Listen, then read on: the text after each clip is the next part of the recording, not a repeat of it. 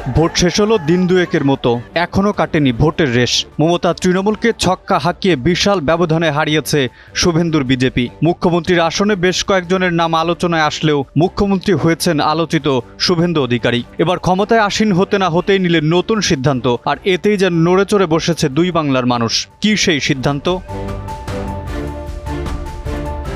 বাংলাদেশ লাগোয়া সীমান্তে বেড়া নির্মাণের জন্য আগামী ৪৫ দিনের মধ্যে ভারতের সীমান্তরক্ষী বাহিনী বিএসএফ এর কাছে জমি হস্তান্তরের ঘোষণা দিয়েছে পশ্চিমবঙ্গ রাজ্যের নবনির্বাচিত মুখ্যমন্ত্রী শুভেন্দু অধিকারী। শপথ গ্রহণের পর রাজ্যের ক্ষমতায় আসা ভারতীয় জনতা পার্টি বা বিজেপি সরকারের মন্ত্রিসভার প্রথম বৈঠকে এই সিদ্ধান্ত নেওয়া হয়েছে বলে জানান তিনি।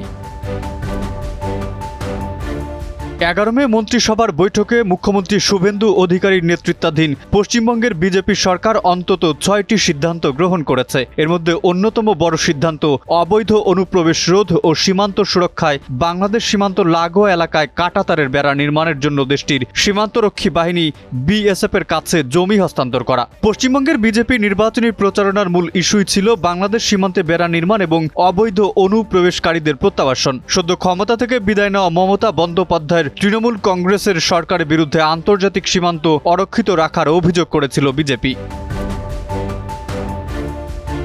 কট্টর হিন্দুত্ববাদী এই দল অভিযোগ করে বলেছিল, সীমান্ত নিরাপত্তা ব্যবস্থা দুর্বল থাকায় বাংলাদেশ থেকে অনেকে অবৈধভাবে অনুপ্রবেশ করেছে এবং ভোটের রাজনীতির স্বার্থে তাদের পরিচয় গোপন রেখে তৃণমূল কংগ্রেস বসবাসের সুযোগ করে দিয়েছে। মন্ত্রিসভার প্রথম বৈঠকের পর সাংবাদিকদের সঙ্গে আলাপকালে মুখ্যমন্ত্রী শুভেন্দু অধিকারী বলেন, বাংলাদেশ সীমান্তে কাঁটাতারের বেড়া দেওয়ার জন্য প্রয়োজনীয় জমি আগামী ৪৫ দিনের মধ্যে বিএসএফকে বুঝিয়ে দেবে পশ্চিমবঙ্গ সরকার। রাজ্যের জনতান্ত্রিক কাঠামো বদলে গেছে। তিনি আরো বলেন, দায়িত্ব নেওয়ার প্রথম দিনেই কেন্দ্রীয় স্বরাষ্ট্র মন্ত্রণালয় ও বিএসএফকে জমি হস্তান্তরের অনুমোদন দেওয়া হয়েছে। ভূমি ও রাজস্ব সচিব এবং মুখ্য সচিবকে এ বিষয়ে দায়িত্ব দেওয়া হয়েছে। নির্ধারিত ৪৫ দিনের মধ্যেই বিএসএফ জমি বুঝে পাবে। বাংলাদেশের সঙ্গে ভারতের মোট ৪,০৯৬.৭০ কিলোমিটার সীমান্ত রয়েছে। এর মধ্যে কেবল পশ্চিমবঙ্গের সঙ্গে রয়েছে ২,২১৬ কিলোমিটারের বেশি।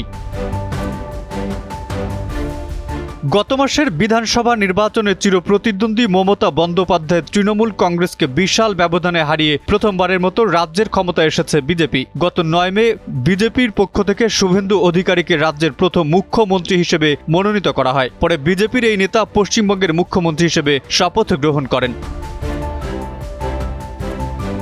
গত ১৫ বছর ধরে পশ্চিমবঙ্গের প্রত্যেকটি বড় নির্বাচনে তৃণমূলের কাছে পরাজিত হওয়ার পর এবারই প্রথম বিশাল জয় পেয়েছে বিজেপি। রাজ্যের ২৯৪টি আসনের মধ্যে ২০৭টিতে জয়ী হয়েছে দেশটির কেন্দ্রীয় ক্ষমতাসীন এই দল। নির্বাচন কমিশনের ভোটার তালিকা সংশোধন এবং রাজ্য জুড়ে প্রায় ৯০ লাখের বেশি ভোটারের নাম বাদ পড়ার মতো স্পর্শকাতর বিভিন্ন ইস্যু নিয়ে ব্যাপক প্রচারণার মাঝেই ওই সাফল্য পেয়েছে বিজেপি। তৃণমূলের সাবেক প্রভাবশালী নেতা ৫৫ বছর বয়সী শুভেন্দু অধিকারী এই লড়াইয়ের সামনে থেকে নেতৃত্ব দিয়েছেন এবং খোদ মমতা বন্দ্যোপাধ্যায়ের দুর্গ হিসেবে পরিচিত ভবানীপুর আসনেও তাকে পরাজিত করেছেন।